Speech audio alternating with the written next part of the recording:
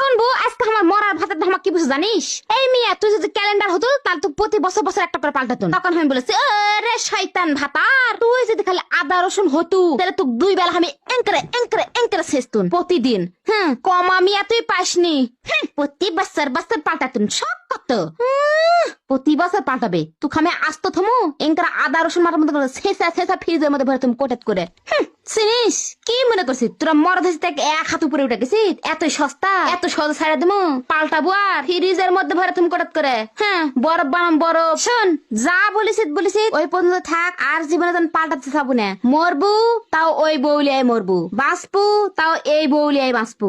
বউ পাল্টানোর কথা তো চিন্তা করা যাবে না বাসা।